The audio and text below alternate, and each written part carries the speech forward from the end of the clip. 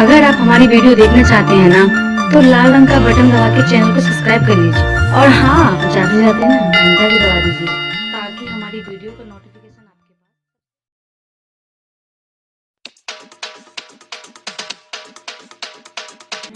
तोरा चोली में हमला मरी खोसा दे। आप सुन रहे हैं विद्यासागर को। ए बंगाल वाली माल तोरा खुश करी देब, ए बंगाल वाली माल तोरा खुश करी देब। तोरा चोली में हमला मरी खोसा देब, तोरा चोली में हमला मरी खोसा देब। ए बंगाल वाली माल तोरा खुश करी देब, ए बंगाल वाली माल तोरा खुश करी देब। तोरा चोली में हम लमरी खोसा देब, तोरा चोली में हम लमरी खोसा देब। तोरा चोली में हम लमरी खोसा देब, लमरी खोसा देब। तोरा चोली में हम लमरी खोसा देब, लमरी खोसा देब। तोरा चोली में हम लमरी खोसा देब, लमरी खोसा देब।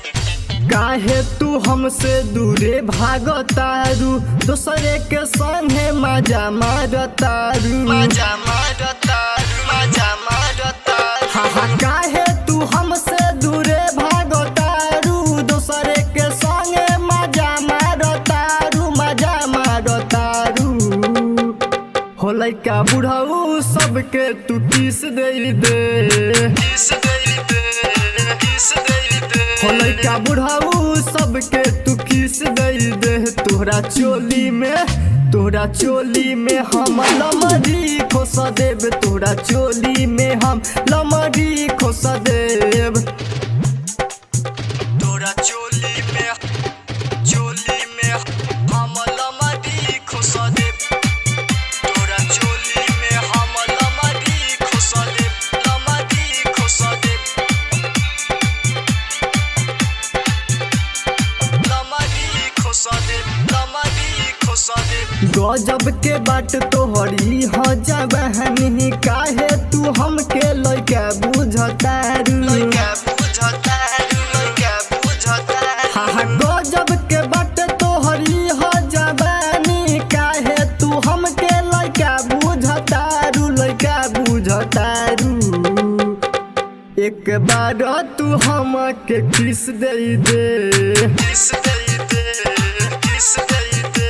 एक बार तू हमके किस दे दे। तोरा चोली में हम लमरी खोसा देब, तोरा चोली में हम लमरी खोसा देब। तोरा चोली में हम लमरी खोसा देब, लमरी खोसा देब।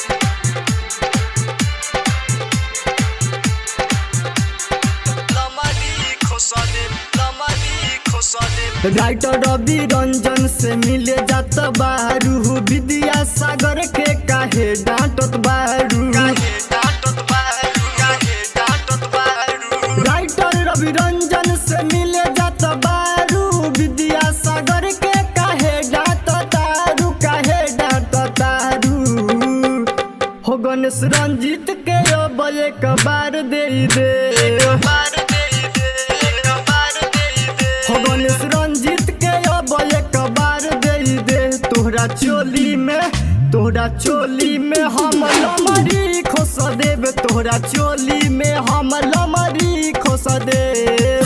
भोजपुरी महफिल डिजिटल रिकॉर्डिंग स्टूडियो सिवार 94 310 75।